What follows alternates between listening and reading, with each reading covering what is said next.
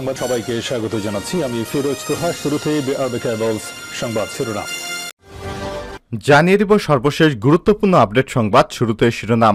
যুবদলের কেন্দ্রীয় কমিটি ভেঙে দেওয়ার দাবি সাবেক নেতাদের। জাতীয়তাবাদী যুবদলের চলমান কমিটি ব্যর্থ, অকার্যকর, নিষ্ক্রিয় এমন অভিযোগ তুলে তা ভেঙে দেওয়ার দাবিতে মিছিল করেছে যুবদল ছাত্রদলের সাবেক কেন্দ্রীয় নেতারা। রাজপথে সক্রিয়, ত্যাগী এবং পরীক্ষিত সমন্বয়ে নতুন কমিটি গঠনের দাবি তাদের। এরপর জানিয়ে দিব আওয়ামী লীগ অচিরেই পরাজিত হবে বলছেন বিএনপির সিনিয়র যুগ্ম মহাসচিব অ্যাডভোকেট রুহুল কবির রিজভী। এদিকে রিজভী সাহেবেরা যত স্বপ্নই দেখুক পূরণ হবে না বলছেন বস্ত্র পাটমন্ত্রী জাহাঙ্গীর কবির নানক।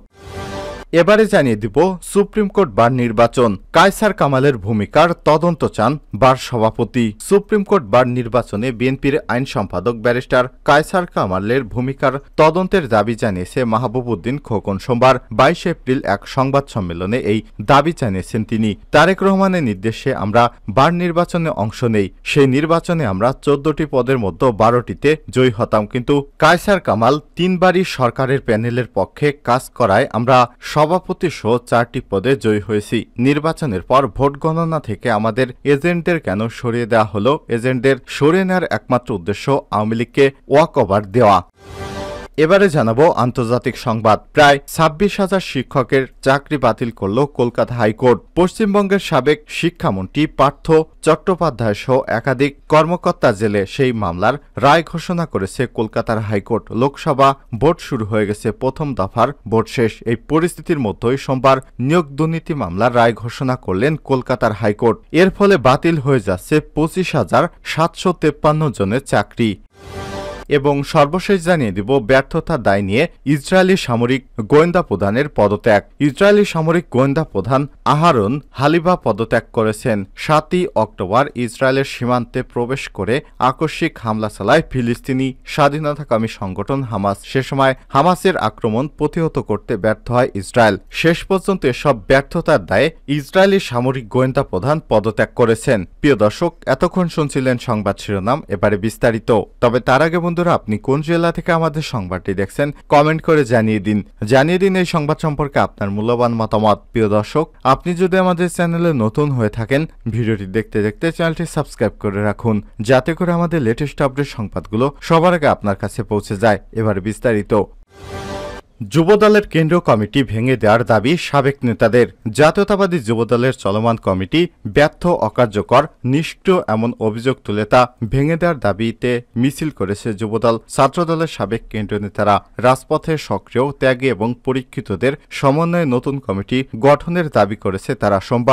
সোমবার দুপুর 12টার দিকে নয়াপল্টনের চায়নাটাউন মার্কেটের সামনে থেকে মিছিল শুরু করে নেতারা। বিএনপির কেন্দ্রীয় কার্যালয়ের সামনে গিয়ে সংক্ষিপ্ত সমাবেশের মাধ্যমে মিছিল শেষ হয়। নেতারা বলেন 250 সদস্যের যুবদলের কমিটিতে অযোগ্য, নিষ্ক্রিয়, পলায়নকৃতদের দিয়ে কমিটি করা হয়েছিল। ফলশ্রুতিতে সরকার পতনের এক দফা আন্দোলনে গুটি কয়েক বাদে অধিকাংশ যুবদল নেতাকে রাজপথের কর্মসূচিতে দেখা যায়নি। আন্দোলন চলাকালীন অনেককেই পরিবারের সদস্যদের নিয়ে বিদেশে ভ্রমণের ছবি সামাজিক যোগাযোগ মাধ্যমে পোস্ট করতে দেখা গেছে। ঘোষিত হরতাল অবরোধ কর্মসূচি সফল করার পরিবর্তে অনেকেই নিজ ব্যবসা প্রতিষ্ঠান খোলা রেখে কর্মসূচি পালন থেকে দূরে থেকেছে।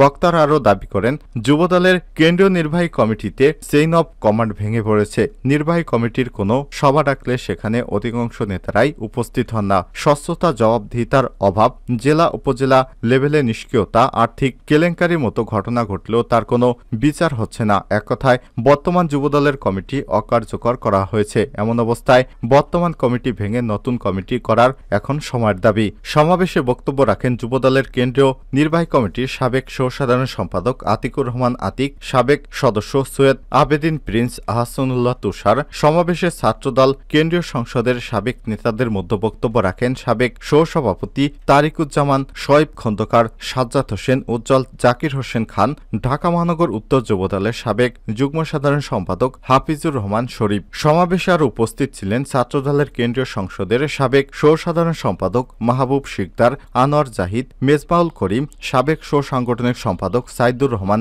রয়েল, শহীদুল ইসলাম মাসুদ সরকার, কোয়েল হোসেন, কেন্দ্রীয় ছাত্রদলের সাবেক বেসরকারি বিশ্ববিদ্যালয়ের বিষয়ক সম্পাদক ইয়াকুব রাজু, ঢাকা কলেজ ছাত্রদলের সাবেক ভারপ্রাপ্ত সাধারণ সম্পাদক এবং সাবেক কেন্দ্রীয় তত্ত্ব এবং গবেষণা সম্পাদক খন্দকার রিয়াজ, কেন্দ্রীয় সংসদের সাবেক ধর্ম বিষয়ক সম্পাদক জিল্লুর রহমান কাজল, সাবেক ক্রীড়া সম্পাদক মাজেদুল ইসলাম মাসুম সহ বিভিন্ন পর্যায়ের নেতারা।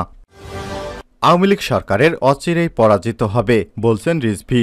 বিএনপির নেতাকর্মীদের জেলে রেখে আওয়ামী লীগ যে খেলায় মেতেছে, অচিরেই সেই খেলায় তারা পরাজিত হবে বলে এমন মন্তব্য করেছেন দলের সিনিয়র যুগ্ম মহাসচিব রুহুল কবির রিজভী। আর সোমবার 22 এপ্রিল জাতীয় প্রেস ক্লাবের সামনে জিয়া প্রজন্ম দল কেন্দ্রীয় কমিটি আয়োজিত বিএনপির রাজবন্দীদের নিঃশর্ত মুক্তির দাবিতে অবস্থান কর্মসূচিতে প্রধান অতিথির বক্তব্যে তিনি এসব কথা বলেন। রুহুল কবির রিজভী বলেন, বিএনপির জন্য দিনের আলো যেন নিষিদ্ধ, বিএনপির নেতাকর্মীদের মুক্ত বাতাস নিষিদ্ধ, এদের সব সময় কারাগারে থাকতে হবে। বিনা কারণে কারাগার এখন বিএনপি নেতাকর্মীদের স্থায়ী ঠিকানা হয়ে গেছে। এ সময় রুহুল কবির রিজভী বলেন, বিএনপির নেতাকর্মীদের কারাগারে ঢোকানো, ধরে ফেলা এই কর্মসূচি শেষই হচ্ছে না। জনসমর্থন না থাকলে এই সরকারেরা প্রচণ্ড স্বেচ্ছাচারী হয়, ফ্যাসিস্ট হয়ে ওঠে এবং জনগণের আওয়াজ ফেলেই তারা নিপীড়নভাবে সেটাকে দমন করে, সেই জিনিসটা বর্তমানে আমরা দেখতে পাচ্ছি। রুহুল কবির রিজভী বলেন, বিএনপির 26 থেকে 27,000 নেতাকর্মী একটা ডামি নির্বাচনকে সামনে রেখে প্রায় 4 মাস কারাগারে ছিলেন। কয়েক হাজার নেতাকর্মী এখনো কারাগারে বিভিন্ন মামলা দিয়েই ঢোকানো হয়েছে। এসব রীতি ব্রিটিশ আমল থেকেই চলে আসছে। রুহুল কবির রিজভী বলেন, উপমহাদেশে অনেকেই কারাগারে গেছেন, মহাত্মা গান্ধী সহ আরো অনেকেই কারাগারে আছেন, কিন্তু কোথাও রাজনৈতিক কারণে কারাগারে গেছেন সেটা লেখা থাকে না। যারা কায়েমি শাসক গোষ্ঠী তারা বিভিন্ন ধরনের অপরাধ দিয়ে তাদের নাম দেয়। আপনি সরকার বলছেন তারা বিএনপি নেতাকর্মী বিভিন্ন মামলার আসামি, এটা তো আপনি বলছেন। গোটা জাতি মনে করে আপনি ষড়যন্ত্র করে আন্দোলনকামী গণতন্ত্রকামী যারা সত্য কথা বলে তাদের বিরুদ্ধে বিভিন্ন নাশকতার মামলা, মিথ্যা মামলা দিয়ে কারাগারে বন্দী করে রেখেছেন। এ সময় জিয়া প্রজন্ম দল কেন্দ্রীয় কমিটির চেয়ারম্যান পারভিন কাউসার মুন্নির সভাপতিত্বে এবং কমিটির প্রতিষ্ঠাতা মহাসচিব মোহাম্মদ সারোয়ার হোসেন রুবেলের সঞ্চালনায় অবস্থান কর্মসূচিতে আর উপস্থিত ছিলেন ঢাকা মহানগর দক্ষিণ বিএনপির আহ্বায়ক আব্দুল সালাম, বিএনপির স্বেচ্ছাসেবক বিষয়ক সম্পাদক মীর শরাফত আলী, ছাত্রদলের সাধারণ সম্পাদক নাসির উদ্দিন নাসির প্রমুখ। রিজভী সাহেবেরা যতই স্বপ্ন দেখুক পূরণ হবে না বলছেন নানক। বিএনপি যতই স্বপ্ন দেখুক সেটা পূরণ হবে না এমন মন্তব্য করেছেন বস্ত্র পাটমন্ত্রী আওয়ামী লীগের সভাপতিমণ্ডলের সদস্য জাহাঙ্গীর কবির নানক। আর সোমবার ঈদের পরে নিজ কার্যালয়ে সচিবদের নিজ দপ্তরের সাংবাদিকদের প্রশ্নের জবাবে মন্ত্রী এসব কথা বলেছেন। ঈদ নববর্ষ মানুষের কষ্টে কেটেছে, বিএনপি নেতা রুহুল কবির রিজভীর এমন মন্তব্যের বিষয় জানতে চাইলে জাহাঙ্গীর কবির নানক বলেন, রুহুল কবির রিজভী সাহেবেরা যে কথা বলেন তারা যে ধরনের বাংলাদেশ দেখে অভ্যস্ত, তাদের সেই পরিকল্পনা এবং আকাঙ্ক্ষার বাংলাদেশ আর হবে না। আজকে বাংলাদেশ এমন এক জায়গায় গেছে যে পেছনে তাকানোর সময় নেই। আজকে বাংলাদেশ অনেক দূর এগিয়ে গেছে। তিনি বলেন, আজকে বিশ্ব হাতের নাগালের মধ্য, কাজেই রুহুল কবির রিজভী সাহেবেরা যে দুঃখ কষ্টের বাংলাদেশ সৃষ্টি করেছিলেন সেই দুঃখ কষ্টের বাংলাদেশ আজকে আর নেই। আজকে বাংলাদেশ একটি সুন্দর বাংলাদেশ, হাস্যজল বাংলাদেশ। রুহুল কবির রিজভী সাহেবেরা যে স্বপ্নই দেখুক সে স্বপ্ন পূরণ হবে না। এর পেছনে তাকাবার আর বাংলাদেশ এখন নেই। সুপ্রিম কোর্ট বার নির্বাচন, কায়সার কামালের ভূমিকার তদন্ত চায় বার সভাপতি। কায়সার কামাল বার নির্বাচনে সরকারকে জেতানোর জন্য ষড়যন্ত্র করেছে উল্লেখ করে তিনি বলেন, এই ষড়যন্ত্রের মূলে ছিল ভোট গণনার সময় এজেন্টের সদস্যদের ভেতর থেকে সরিয়ে নেওয়া। যদি এজেন্টদের সরিয়ে দেওয়া না হতো তাহলে আমরা 12 পদে জয়ী হতাম। সুপ্রিম কোর্ট বার আইনজীবী সমিতির দক্ষিণ হলের সংবাদ সম্মেলনে সব বক্তব্য দেন বার সভাপতি এম মাহবুব উদ্দিন খোকন। নির্বাচনে জয়ী হয়ে বার সভাপতির দায়িত্ব নেয়া ব্যারিস্টার খোকনকে বাংলাদেশ জাতীয়তাবাদী দল আইনজীবী ফোরাম সহসভাপতির পদ থেকে অব্যাহতি দেওয়া হয়। এই ফোরামের মহাসচিব পদে রয়েছে কায়সার কামাল। সংবাদ সম্মেলনে ব্যারিস্টার খোকন বলেন, তারেক রহমান আমাদের প্যানেল ঘোষণা করেছেন। বিএনপির পার্টি অফিসে সকলে উপস্থিতিতে এই কমিটি ঘোষণা দেওয়া হয়। তারেক রহমান তো বলেনি আমরা ভোট গণনায় যেও না, সভাপতির দায়িত্ব নিও না, তাহলে দায়িত্ব নিও না, এই কথা বলার কায়সার কামালকে। যদি আমরা 12 পদে জয়ী হতাম তাহলে গণতন্ত্র এবং ভোটাধিকার বেকার আন্দোলন শক্তিশালী করতে পারতাম। কার সঙ্গে আতাত করে কায়সার কামাল সরকারকে পূর্ণ প্যানেলে জয়ী করার পেছনে কাজ করছিল। ওনার উদ্দেশ্য ছিল সরকারকে ওয়াকওভার দেওয়া। এ সময় তিনি বলেন, বার নির্বাচনে আমরা সরকার ষড়যন্ত্রের বিরুদ্ধে যুদ্ধ করেছি, কিন্তু কায়সার কামালের ষড়যন্ত্রের কারণে সেই যুদ্ধ পুরোপুরি জয়ী হতে পারেনি। তিনি নির্বাচনের সময় উপস্থিত না থেকে বিভিন্ন জেলায় ঘুরে বেরিয়েছেন। তারেক রহমানের ঘোষিত প্যানেলের বিরুদ্ধে তিনি অবস্থান নিয়েছেন। কায়সার কামালকে অর্বাচীন উল্লেখ করে ব্যারিস্টার খোকন বলেন, উনি একজন আত্মস্বীকৃত অপরাধী। কিভাবে আইনজীবীদের নেতা হন? নৈতিক স্থলনের কারণে আইনজীবী ফোরাম থেকে তার সদস্য পদ থাকা উচিত নয়। সরকারের এজেন্টকে দল থেকে বহিষ্কার করা উচিত। আমি মনে করি কায়সার কামালের ভূমিকা বিএনপির স্থানীয় কমিটির সদস্যদের তদন্ত করা উচিত।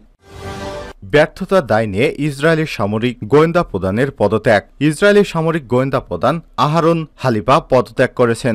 গত 7 অক্টোবর ইসরায়েলে সীমান্তে প্রবেশ করে আকস্মিক হামলা চালায় ফিলিস্তিনি স্বাধীনতাকামী সংগঠন হামাস। সে সময় হামাসের আক্রমণ প্রতিহত করতে ব্যর্থ হয় ইসরায়েল। ইসরায়েলের প্রায় 1400-র মতো লোক মারা যায়। এ কারণে সমস্ত ব্যর্থতার দায় নিয়ে ইসরায়েলি সামরিক গোয়েন্দা প্রধান পদত্যাগ করেছেন। ইসরায়েলের মাটিতে এ নজিরবিহীন হামলার ফলে ইহুদিবাদী ইসরায়েলের নেতাকর্মীরা এই গোয়েন্দা প্রধানকেই দোষ দেয়, কারণ তারা মনে করেছিল বহিঃশত্রুর আক্রমণ হলে গোয়েন্দা প্রধান তাদের সামরিক বাহিনীকে খোঁজখবর দিবে, কিন্তু তারা সেটি দিতে ব্যর্থ হওয়ার দায় নিয়ে সর্বশেষ তাকে পদত্যাগে বাধ্য করা হয়েছে।